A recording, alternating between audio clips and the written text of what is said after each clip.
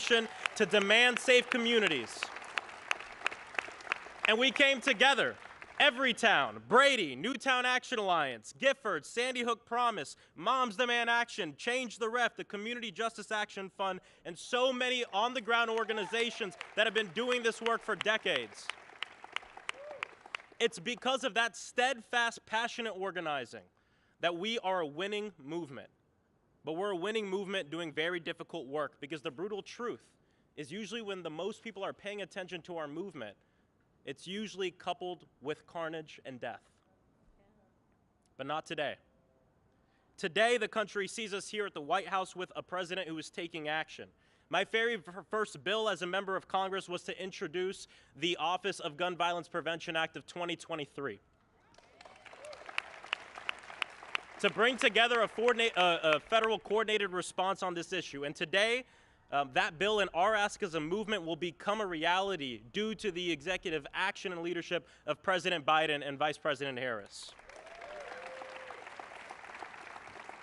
See, the president understands that this issue, especially for young people, especially for marginalized communities, is a matter of survival.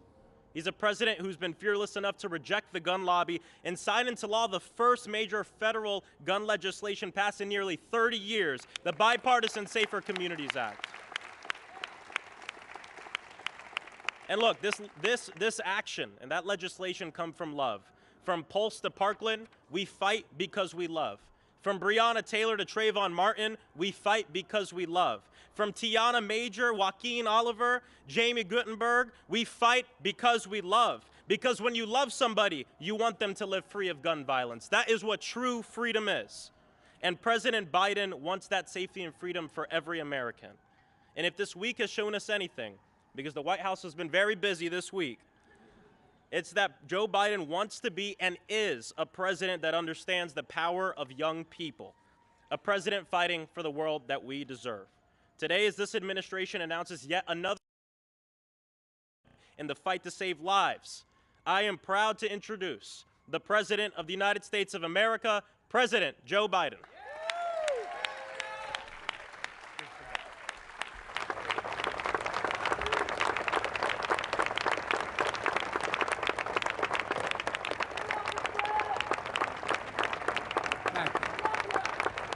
Thank you, thank you, thank you. Thank you, thank you, thank you.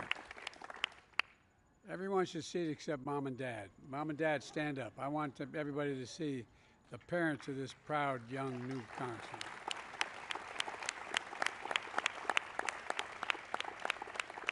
You did a heck of a job.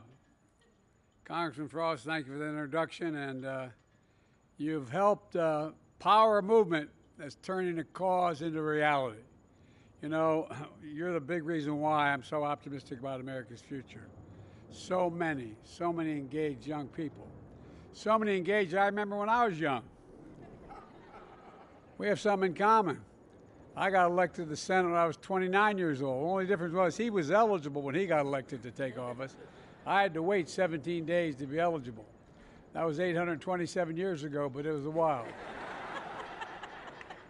Folks, Vice President Harris, members of the cabinet, so many members of Congress who are here, and the relentless leaders on this critical issue.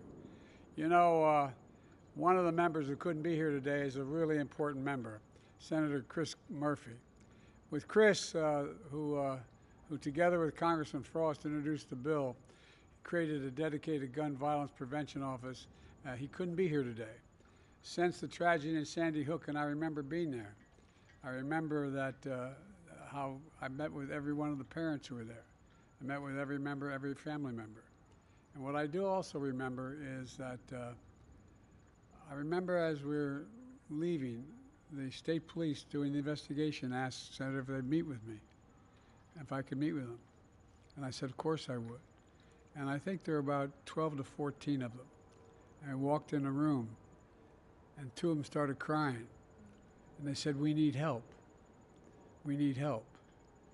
And I looked at them, I said, what can I do? They said, we need psychiatric help. We need help. We need help. Anyone who doesn't think that these kinds of engagements have a permanent effect on young children in many cases older their entire lives, even if they never had a bullet touch them, misunderstands. These were hardened, tough cops asking me, could I get them psychiatric help? To all the state and local leaders and advocates from all across the country, and to the survivors and families who are with us today, many of whom Jill and I have gotten to know. And by the way, our losses may be different circumstances, but I know events like this are really hard to attend. You want to be here to promote the change, but it brings back all the memories as if it happened a day ago. And I thank you, those of you who are parents, for being here, brothers, sisters, for being here. It matters. You have absolute courage. You found purpose in your pain.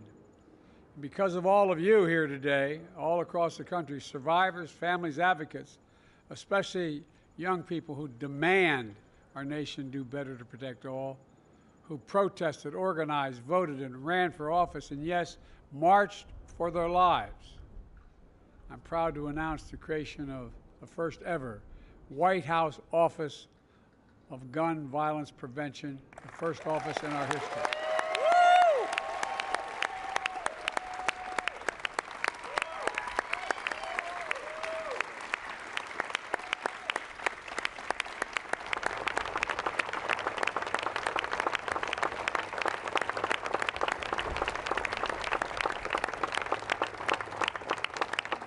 Created by executive order, I determined to send a clear message about how important this issue is to me and to the country. It matters, and here's why. After every mass shooting, we hear a simple message, the same message all over the country, and I've been to every mass shooting. Do something. Please do something. Do something to prevent the tragedies that leave behind survivors who will always carry the physical and emotional scars. Families who will never quite be the same. Communities overwhelmed by grief and trauma. Do something. Do something.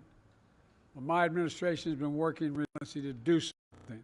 To date, my administration has announced dozens of executive actions to reduce gun violence, more than any of my predecessors at this point in their presidencies, and they include everything from cracking down on ghost guns, breaking up gun trafficking, and so much more. And last year, with your help, I signed into law the Bipartisan Safer Communities Act, the most significant gun safety law in almost 30 years. It strengthens background checks, expands the use of red flag laws, improves access to mental health services, and so much more. This historic law will save lives. It's really an important first step. And by the way, I was the guy, along with a woman in California, who also, we once banned assault weapons and multiple magazines. We're going to do it again. We're going to do it again. Call to action, a reason to hope, because for so long the conventional wisdom was we'd never get any Republicans to support gun safety legislation. But we did. For the first time in 3 decades, we came together to overcome the relentless opposition from the gun lobby, gun manufacturers, and so many politicians opposing common sense gun legislation. And we beat them.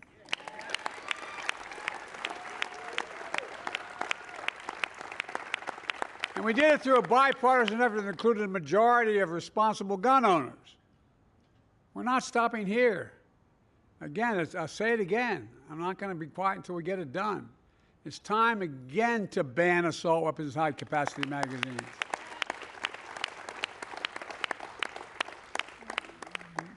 If you need 80 shots in a magazine, you shouldn't own a gun. Because, look, last time we did it, it worked. We also, last time, we established universal background checks to require safe storage of firearms. It's time. It's time. Look, while we push for Congress to do more, we're going to centralize, accelerate, and intensify our work to save more lives more quickly. That's why this new White House Office of Gun Violence Prevention is what it's designed to do. It will drive and coordinate a government and a nationwide effort to reduce gun violence in America, and it will be overseen by an incredible vice president who understands this more than any vice president has. No, really. That's not hyperbole, that's a fact. She's been on the front lines of this her entire career as a prosecutor, as an attorney general, and as a United States senator. Her deep experience will be invaluable for this office. And Steph, where's Steph Feldman? Right, Steph, I want you to stand up, please. Steph Feldman has been working on this issue with me since Sandy Hook in 2012. Now, she was 13 years old when she joined me, but since 2012 will serve as director of the office. The office will have 4 primary responsibilities. First, to expedite the implementation of the Bipartisan Safer Communities Act and the executive actions already announced. And I mean it. We're going to fully implement them. Second, coordinate more support for survivors, families, and communities affected by gun violence, including mental health care, financial assistance, the same way FEMA responds to natural disasters. Same way. And helps folks recover and rebuild and alter. Look, folks, shootings are the ultimate superstorm, ripping through communities. Third, identify new executive actions we can take within our legal authority to reduce gun violence. And fourth, expand our coalition of partners in states and cities across America, because we do have partners to get more. We need more state and local help to get these laws passed locally as well, and to strengthen our laws and give us more hope. Folks, to be clear, none of these steps alone is going to solve the entirety of the gun violence epidemic. None of them. But together, they will save lives. And it's going to help. It will help rally the nation with a sense of urgency and seriousness of purpose. Today, guns, I never thought I'd even remotely say this in my whole career. Guns are the #1 killer of children in America. Guns are the #1 killer of children in America, the United States of America. More than car accidents, more than cancer, more than other diseases. In 2023 so far, our country has experienced more than 500 mass shootings and well over 30,000 deaths due to gun violence. This is totally unacceptable. It's not who we are. And we have to act, and we have to act now. And let me be very clear. If members of the Congress refuse to act, then we'll need to elect new members of Congress that will act. Democrat or Republican.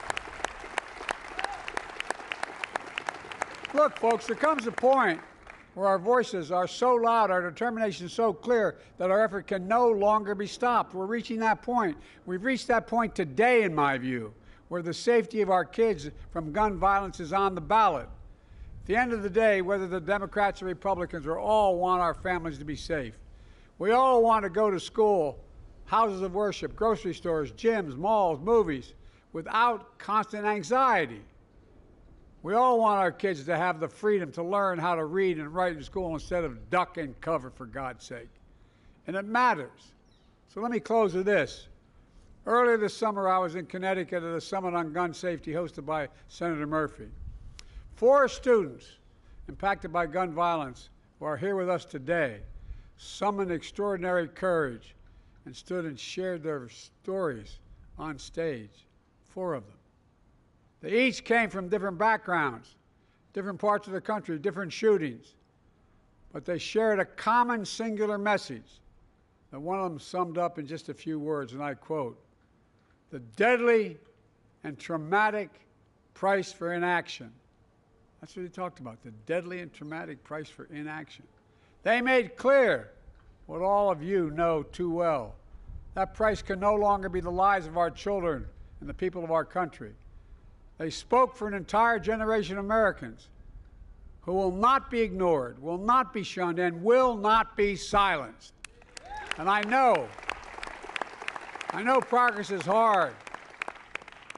I've been at this a long time, but we've done it before. We can do it again. If we're here, I'm here to tell you, to you and Vice President Harris hears you as well. You're right. You're right. We're by your side, and we're never going to give up dealing with this problem. We're never going to forget your loved ones. We're never going to get there unless we remember. You know, I know we'll do this because I know you. Heroes. Heroes proving that even with heavy hearts, you have unbreakable spirits. In memory of your loved ones, you're building a movement that endures. Above all, you'll never give up on the one thing we must never lose: hope, hope, hope. Jill and I, Kamala and Doug, our entire administration, are more determined than ever to carry forward that hope, that inspiration, that light that you continue to give us all. For the lives we have lost, for the lives we can save, we can do this. We just have to keep going. We just have to keep the faith. We just have to remember who we are. Every time I walk out of my grandpa's house up in Scranton, he'd yell, "For real. Joey, keep the faith." And my grandmother would go, "No, Joey, spread it. Spread it." That's what we have to do. Spread the faith. And remember, and I mean this sincerely, we are the United States of America. There is nothing beyond our capacity when we do it together. Nothing we've ever tried to solve, when we've done it together, we haven't succeeded. God bless you all. May God protect our troops, and may God protect our children. Thank you so very much.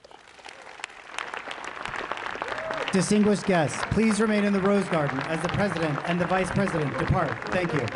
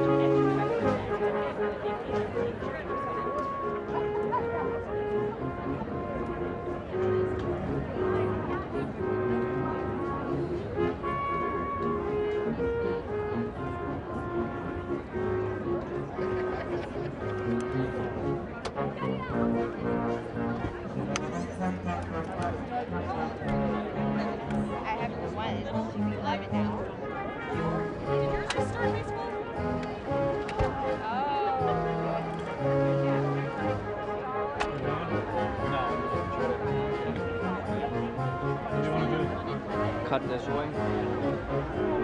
So Henry just started at 9:30. So this text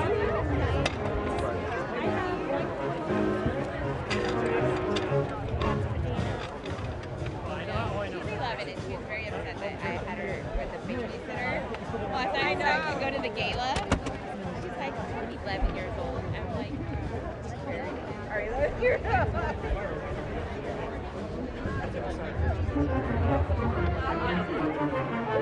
She's like, I'm fine. Hey, how are you? Oh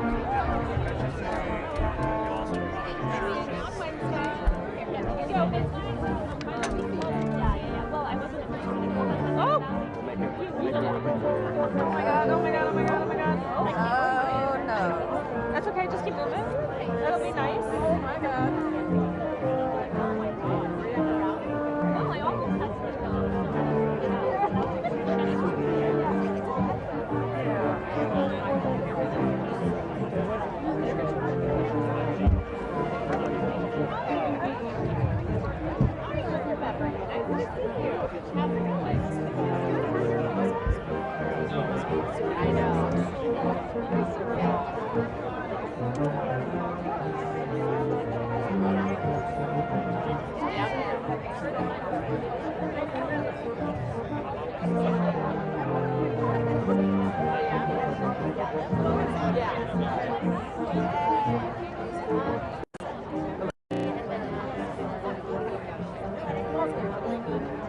I like Gabby couldn't make it.